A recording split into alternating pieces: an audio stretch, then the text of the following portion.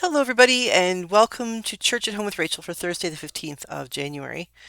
I am still working from home, and my dog Skunk is being very patient with me because we can't go out the front. She has to go on the deck, and she's struggling with, not being able to have her routine, but she's a trooper. But what I wanted to talk to you about today is what it takes to slow down. Quite often, we look around our lives and we think, especially in this day and age, we think, I'm too busy. There's too much going on. There's too much I'm responsible for. I can't possibly stop, slow down, say no. And then something happens. A child gets sick and you have to call in yourself because there's no one else to take care of your child. You fall in a hole and tear your Achilles tendon and realize that you can't, your workplace is a hazard to your health with all the stairs everywhere and just the absolute exertion it takes to get your booted foot up and down those stairs, and how much easier it is to work from home. And that being said, recognizing and allowing yourself to recognize that it takes energy to heal. And if we are pushing ourselves, pushing harder and harder and harder to do a little bit more to get things done, to not recognize which things are essential and which things are just urgent in our minds, we really do ourselves a disservice. I remember years ago, back before I met Rob, when I was in my first parish, I ended up with a really bad case of bronchitis. And there was only me to take care of me. And God bless them, but the parish, they'd always had, well, they hadn't always, they'd mostly had male priests who had mothers or wives to take care of them. And people didn't really they didn't think too much about what I was doing. So I pushed through. I went to meetings and tried hard not to cough. And when I did, I coughed into a hanky. This is long before the cough into your elbow or COVID happened. I tried to do all the things and tried to look upbeat and, incredible and do all the things. And it turns out that I finally got hit hard enough that I had to call in sick for work, meaning I didn't go to church on a Sunday. And so I called in, and somebody else led the worship. I think my associate priest led it in one parish, and they did morning prayer in the other, which I think was scheduled anyway.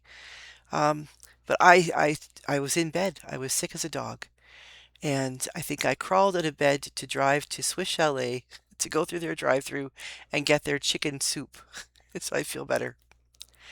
And I remember coming home, and I had a VCR and lots of movies, and that's how long ago this was, VCRs, video cassette recorders. And I put myself up on the couch and I just made myself copious amounts of tea and drank soup. And I passed out.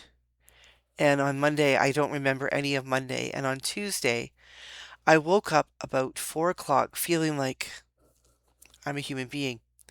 And I thought, you know what? I'm going to go. There was a movie called Stuart Little showing at the theater, and Tuesday was cheap night. I thought, I'm going to go and I'm going to sit in the theater in a corner all by myself where I'm not going to infect anybody. And I'm just going to sit. And if I fall asleep, it's okay. I'm not too involved. Like, it was not a movie I wanted to see. It was a good movie, but wasn't one I've been hankering to see. So it was like, you know what? Yeah, I'm just going to go. And if I fall asleep, no big deal. If I leave early, no big deal. No skin off my nose. It'll be great. And I got home, and there was an answering machine message wondering where I was because the parish council meeting had happened, and they tried to reach me, and I wasn't answering my phone.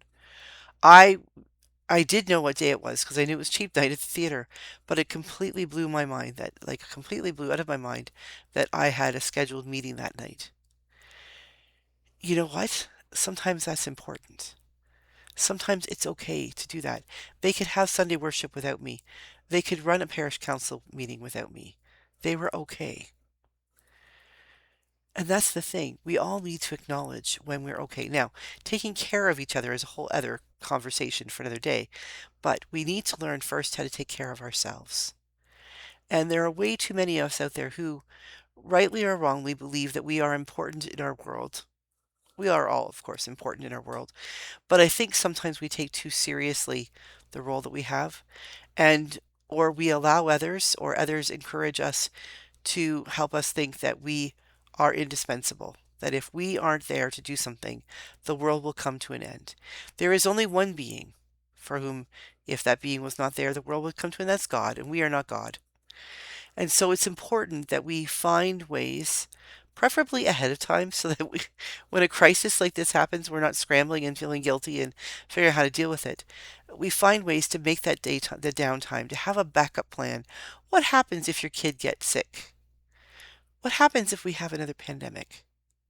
It will happen. We know that. What happens if we just can't get to work, weather or other things? Maybe we need to start paying attention to which things are absolutely essential, which things are mandatory, which things have to happen for our business or our church or family or whatever to happen. We need groceries to feed our families. We need to pay our bills, things like that. We need our employment to pay those bills. So we need to make sure we're getting our paycheck. And we're doing as much as we can to ensure that happens. But at the same time, we need to let go of a few things and sometimes simply beg forgiveness and say, I'm sorry. That didn't happen. I have a meeting tonight for which I will be as prepared as I can be, not nearly as much as I would like to be, but I will offer what I have to give, and the diocese will move forward with that. And they will be forgiving if I haven't done all my part, which I haven't. And that's okay. At the end of the day, we can only do what we can do by the end of the day. And we need to accept that. Sometimes we need to slow down, acknowledge we're human, be humble, ask for help, and just be. So today, I have a Zoom meeting about homelessness at noon, and I have a Zoom meeting about my diocese at 7. And in between, I will do my best to prepare for those. And probably mostly I will sit with my eyes closed and a big cup of something in my hand as I regain some energy so I can be as present for those things as I need to be as I can. You deserve some time too. Don't allow yourself to crack before you realize you need to take time for yourself. Make sure you build it in. Allow yourself permission to just say no, or not yet, or procrastinate a little bit. Don't let it become a big habit, but allow yourself to just be. It's okay. The world will revolve without you doing the pushing of it. And sometimes that's the most important lesson we can learn. So cheers. Have a good day. Get some rest. And I'll see you again tomorrow for Church at Home with Rachel.